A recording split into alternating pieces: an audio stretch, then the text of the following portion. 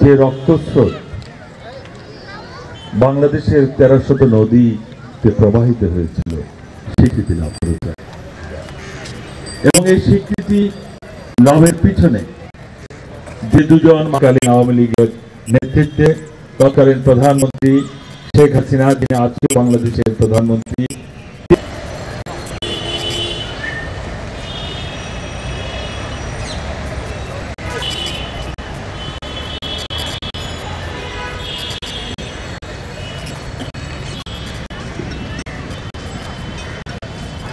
সবাইকে ধন্যবাদ। আমরা আজকের এই দিনে তার স্ত্রী বুলা ইসলাম এবং কেবলমাত্র যাদের নাম বলা হবে অনুগ্রহ করে তারাই উঠবেন। আমার কাছে তালিকা আছে, তালিকা সবাইকে পর্যায়ক্রমে ডাকবো।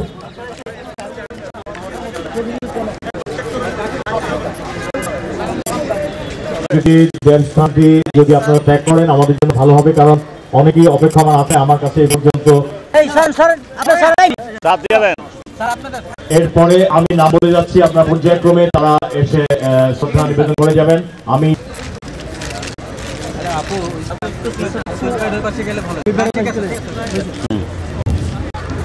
ইসলাম এবং এই 71-এর রণাঙ্গনে জাতির জনক বঙ্গবন্ধু শেখ মুজিবুর রহমানের আহ্বানে সাড়া দিয়ে মুক্তিযুদ্ধে অংশ নিয়েছেন। এরপরে কুমিল্লা কোতোয়ালি সমিতির পরে বন্যী শিখা বন্দরে আমি প্রস্তুত থাকতে বলছি যাতে বিলম্বটি না ঘটে, তারা জানতে পারেন যে তাদের শ্রদ্ধা নিবেদন করতে হবে।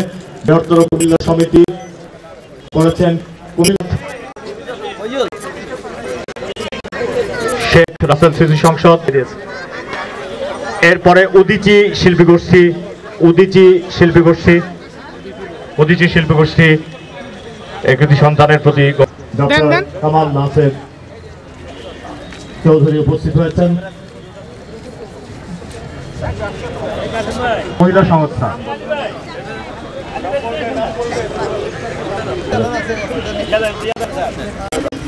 জাতীয় মহিলা সংস্থার পক্ষ থেকে আমি অনুরোধ করব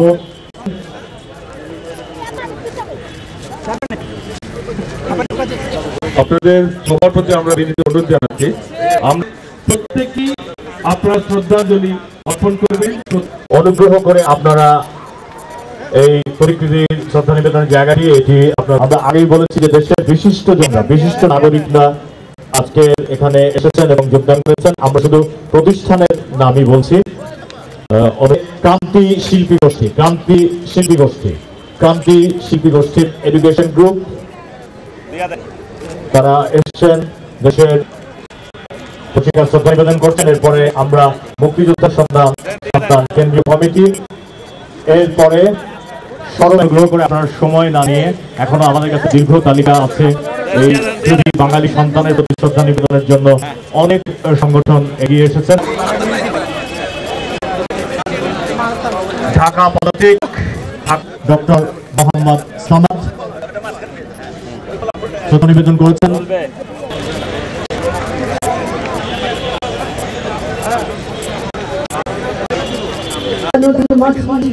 ঢাকার উন্মুক্ত রাজপথ, দীর্ঘ মিছিল, নগ্ন পায়ে পথ হাঁটা, সারাদিন আমি কি ভুলিতে পারি।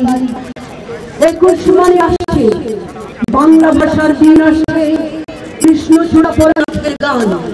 21 মানে আমার সোনার বাংলা, 21 মানে পয়লা বৈশাখ, 21 মানে শহীদের পায়ের শব্দ, 21 মানে অজর অমর অবিনষ্ট। কামাল চৌধুরী, কবি কামাল চৌধুরী।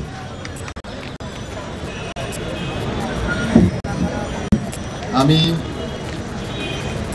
প্রথমেই গভীর শ্রদ্ধা ভরে স্মরণ করছি মরহুম রফিকুল ইসলামকে এবং তার আত্মার ঘোষণা দিয়েছে। এই ঘোষণার পেছনে যারা প্রথম উদ্যোক্তা ছিলেন একই নামে তারা নামাঙ্কিত, তারা বাংলা ভাষাকে ভালোবেসে, আমরা জানি যে বাঙালির ভালোবাসা, বাঙালির প্রেমে, বাঙালির ত্যাগের সকল আমি বলবো যে সকল ঘটনায় রফিকুল ইসলাম চিরস্মরণীয় হয়ে থাকবেন। আমি তাকে শ্রদ্ধা জানিয়ে আমি দুটো কথা আপনাদেরকে বলছি। আজকে সারা পৃথিবীতে আন্তর্জাতিক মাতৃভাষা দিবস পালিত হচ্ছে এবং সেই উপলক্ষে বাংলা ভাষাকে স্মরণ করা হচ্ছে সারা পৃথিবীতে।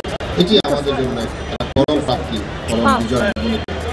এবং এই পথ বেয়ে আপনারা জানেন যে সেগুনবাগিচায় বর্তমান সরকার আন্তর্জাতিক মাতৃভাষা ইনস্টিটিউট স্থাপন করেছে। মাননীয় প্রধানমন্ত্রী শেখ হাসিনা এবং জাতিসংঘের যে প্রাক্তন মহাসচিব কফি আনান তারা এই ভবনের উদ্বোধন করেছেন।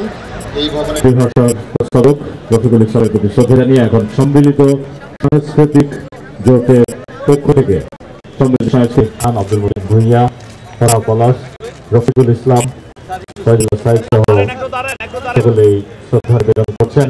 এই কৃতি 52 জামাল ছেলেরা রাজপথে রক্ত দিয়ে বাংলা ভাষাকে রাষ্ট্রভাষা প্রতিষ্ঠার জন্য রক্ত দিয়ে বিষয়ক মন্ত্রণালয়ের মাননীয় মন্ত্রী মুক্তিযোদ্ধা মোহাম্মদ শাহজাহান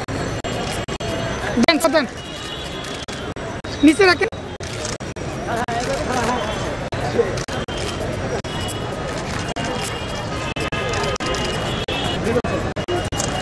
ধন্যবাদ মাননীয় মন্ত্রী মন্ত্রিত বিষয়। সমবেত নাগরিকগণ, আমরা 52 ভাষা আন্দোলনের যে অমর কীর্তি, তার যে বহমানতা, ইসলাম এবং আব্দুল সালাম নাম দুটিও প্রতীক হয়ে উঠেছে 52 ভাষা আন্দোলনের দুই শহীদের নামের সঙ্গে তাদের সাযুজ্যের কারণে। এবং তাদের এই প্রস্তাবনা তৎকালীন বাংলাদেশের যে সরকার শেখ হাসিনার নেতৃত্বে, সেই সরকার এই প্রস্তাবনা সাদরে গ্রহণ করে সেজন্য যা যা করণীয় ইউনেস্কোর বিধিবিধান অনুযায়ী সংখ্যাগরিষ্ঠ রাষ্ট্রের সমর্থন নিয়ে এই প্রস্তাব ইউনেস্কোর সাধারণ সভায় উত্থাপিত হয় এবং আন্তর্জাতিক মাতৃভাষা হিসেবে দিবস হিসেবে 21শে ফেব্রুয়ারি ঘোষিত হয়। এই 21-এর চেতনাকে অবলুপ্ত করারই আরেকটি প্রয়াস। কাজেই আমরা যখন রফিকুল ইসলামের প্রতি শ্রদ্ধা নিবেদন করি, আমরা আমাদের কর্তব্য সম্পর্কে সচেতন হই এবং এই কর্তব্য যে বিশ্ববাসী যে স্বীকৃতি দিয়েছে, এই কর্তব্য যে কেবল বাংলা সভ্যতার কর্তব্য নয়, এই কর্তব্য যে বিশ্ব মানবের কর্তব্য, সেটাও আমরা এই আন্তর্জাতিক মাতৃভাষা দিবসের মধ্য দিয়ে রফিকুল ইসলামের মতো ব্যক্তিদের মধ্য দিয়ে আমরা আমাদের ধমনীতে অনুভব করি। তিনি যে কাজ করে গেছেন, এই কাজ হচ্ছে 21-এর ধারাবাহিকতা। এই কাজ বাংলাদেশে আজ প্রায় 1 কোটি বাংলাদেশের নাগরিক পৃথিবীর নানা স্থানে ছড়িয়ে আছেন।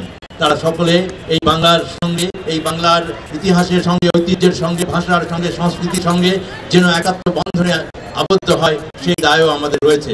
ফলে রফিকুল ইসলামকে আমরা গভীর শ্রদ্ধার সঙ্গে স্মরণ করি এবং তিনি যেভাবে দেশের জন্য দায়, সংস্কৃতির জন্য দায়, ভাষার জন্য দায় মোচন করেছিলেন, তা আমাদের প্রেরণা। এবং এই প্রেরণায় উদ্বুদ্ধ হয়ে আমাদের আগামীতে এই অসাম্প্রদায়িক গণতান্ত্রিক বাংলাদেশের স্বপ্ন, যেই দেশে সকল ভাষাভাষী তার সম অধিকার পাবে, সকল ধর্মের মানুষ সমভাবে বিকশিত হতে পারবে, সেই বাংলাদেশ প্রতিষ্ঠার প্রত্যয় আরো দৃঢ়ভাবে আমরা ঘোষণা করি এবং তার স্মৃতির প্রতি আমাদের অঙ্গীকার এবং শ্রদ্ধা পুনরায় ঘোষণা করি। সেই রফিক আজ আমাদের কাছে নেই। সেই মুক্তিযোদ্ধা রফিক আমাদের কাছ থেকে চলে গেছেন। আমি প্রথমে তার গৃহের মাগফিরাত কামনা করছি, আত্মার শান্তি কামনা করছি, তার সুখ সন্তপ্ত পরিবার বর্গের প্রতি সমবেদনা জ্ঞাপন করছি। রফিকের সঙ্গে নামের সঙ্গে যে বীর মুক্তিযোদ্ধা শব্দটি জড়িত, আমরা গর্বিত যারা মুক্তিযুদ্ধ করেছিলাম, আমরা বীর মুক্তিযোদ্ধা। বাংলাদেশ থাকবে যতদিন পৃথিবী থাকবে, বাঙালি জাতি থাকবে যতদিন পৃথিবী থাকবে। আমি মনে করি 1971 সালে সেই দিনগুলোতে আমরা মুক্তিযুদ্ধ যারা করেছিলাম, তাদের জন্ম সার্থক, আমরা মুক্তিযোদ্ধা, আমাদের জীবন ধন্য, আমরা মুক্তিযোদ্ধা। এদেশে মুক্তিযুদ্ধের চেতনাকে ধ্বংস করার যে অপচেষ্টা চলছে, আজকের এই প্রজন্মকে মুক্তিযুদ্ধের চেতনায় শানিত করে আমাদেরকে এগিয়ে দিয়ে দিতে হবে। আমরা যারা এখনো আছি এই বাঙালি জাতির সেই চেতনার বাস্তবায়নের জন্য সকলে মিলে আমরা প্রচেষ্টা করব। আজকের এই রফিকের বিদায়ের দিনে তাকে সমাহিত করা হয়েছে বাংলার মাটিতে নয়, অন্যত্র। তারপরে রফিক আমাদের বাঙালি জাতির মনে থাকবে যতদিন আন্তর্জাতিক ভাষা আমরা পালন করবো। রফিককে আমরা স্মরণ করব। এই কথা বলে আমি রফিকুল ইসলামকে আজকে স্মরণ করে আপনাদের সামনে 2-1টি কথা বলবো। আমি তিনি হয়েছেন, তিনি ইন্তেকাল করেছেন, কিন্তু তিনি আমাদের মাঝে চিরদিন জাগ্রত থাকবেন। বাংলার মাটি যতদিন থাকবে রফিকুল ইসলামের নামও ততদিন থাকবে। মাতৃভাষা যেহেতু থাকবে সেহেতু রফিকুলকে বাদ দেওয়া যাবে না। বন্ধুরা আমার, তিনি এমনই একটি লোক, তার ছোট্ট দুটা কথা আমি বলি। তিনি একবার কানাডা থেকে বাংলাদেশে আসবেন, সেদিন হরতাল ডেকেছে। এবার আমি আর উনি কোনো এক সামনে আরো অনেক দূরে গেলাম, আসতে সময় দেখি রাস্তার পাশে একটি লোক শুয়ে আমাকে বললেন আমি একটু নামবো। তিনি নেমে তার পকেটে যত পয়সা দিলেন, টাকা দিলেন, সমস্ত কিছু দিয়ে আমাকে বললেন যে সাইফুল ভাই হিসাব আছে। আমি বললাম না আছে। বর্ণমালা আমার দুঃখের বর্ণমালা, নক্ষত্রপুঞ্জের মতো জল জলে পতাকা উড়িয়ে আছো আমার সত্তায়।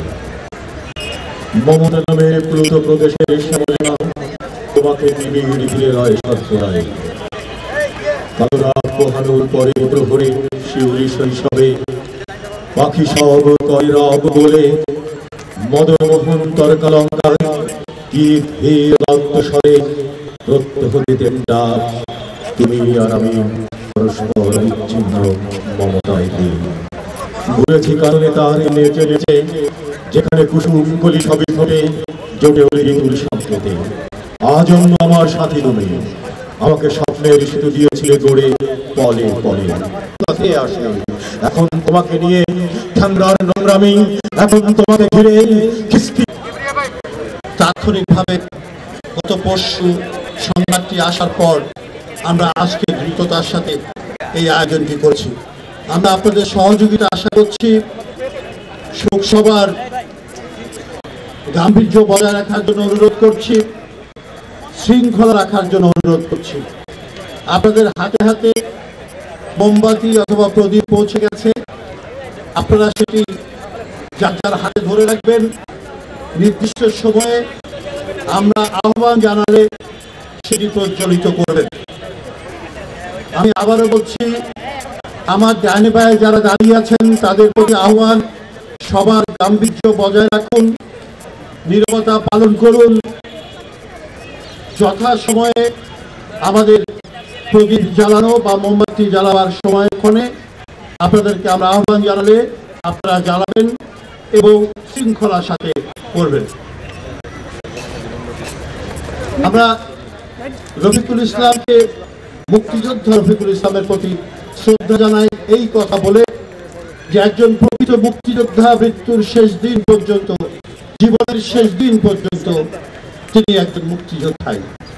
বাংলাদেশের 1971 সালের মহান মুক্তিযোদ্ধা রফিকুল ইসলাম এবং তার সঙ্গীরা যারা লড়াই করেছেন, এখনো মানব মুক্তিতে বিশ্বাস করেন, এখনো সকল ভাষা, সকল ধর্ম, সকল জাতিসত্তার অধিকারে বিশ্বাস করেন, তারা আজীবন আমৃত্যু মুক্তিযোদ্ধাই। রফিকুল ইসলাম প্রমাণ করেছেন তার জীবনের সংগ্রাম দিয়ে। 71-এ বাংলাদেশের মুক্তিযুদ্ধের মধ্য দিয়ে বাংলাদেশ রাষ্ট্র প্রজাতন্ত্র প্রতিষ্ঠিত হওয়ার মধ্য দিয়ে যে একজন মুক্তিযোদ্ধার কর্তব্য এবং দায়িত্ব শেষ হয়ে যায় না, রফিকুল ইসলাম তা প্রমাণ করেছেন। এই জন্য একজন মুক্তিযোদ্ধা হিসাবে গৌরব বোধ করি। তিনি একটি জাতির মুক্তির জন্য লড়াই করেছেন, কিন্তু একই সাথে তার 18 বছর পর, অর্থাৎ স্বাধীনতার 28 বছর পর আমরা দেখতে পাবো যে সেই রফিকুল ইসলাম এবং আব্দুল সালাম সহ উত্তর আমেরিকার বাঙালিরা জাতিসংঘে আন্তর্জাতিক মাতৃভাষা দিবস হিসাবে 21শে ফেব্রুয়ারিতে ঘোষণা করার জন্য যে প্রস্তাব আনেন, আমাদের বর্তমান প্রধানমন্ত্রী, সে সময় তিনি প্রধানমন্ত্রী, তার তৎপরতায় এবং শিক্ষামন্ত্রী প্রয়াত সাদেক আহমেদের তৎপরতায় এবং বাংলাদেশ সরকারের তৎপরতায় এবং বাংলাদেশে বসবাসকারী এবং বিভিন্ন ভাষাভাষী মানুষের তৎপরতায় আমরা আন্তর্জাতিক মাতৃভাষা দিবস উদযাপন, অর্থাৎ যিনি একটি দেশের রাষ্ট্রের স্বাধীনতার জন্য, মুক্তির জন্য লড়াই করেছেন, একই সাথে তিনি 27 বছর পরে 97 সালে সালামকে সহ এবং অন্যদের সাথে নিয়ে তিনি উত্তর আমেরিকায় যে আন্দোলন গড়ে তোলেন, তার মধ্য দিয়ে পৃথিবীর ৬,০০০-এরও বেশি ভাষাভাষী মানুষের ভাষার মুক্তি, ভাষার যে মৃত্যু হচ্ছে তার বিরুদ্ধে যে প্রতিরোধ লড়াই, সে প্রতিরোধের লড়াইয়ের সূচনা করেছেন। এবং জাতিসংঘ বাংলাদেশ সরকারের প্রস্তাবে, মাননীয় প্রধানমন্ত্রী শেখ হাসিনার প্রস্তাবে 1999 সালে এই মাতৃভাষা, আন্তর্জাতিক মাতৃভাষা দিবস 21শে ফেব্রুয়ারিকে নির্ধারণ করেছে। এটি নিশ্চিতভাবে একজন মুক্তিযোদ্ধার পক্ষেই সম্ভব। ৭১ যুদ্ধ করেছেন, ৯৭-তে বিশ্ব ভাষাভাষী মানুষের মুক্তির জন্য, ভাষার জন্য তিনি আবার লড়াই করেছেন। এক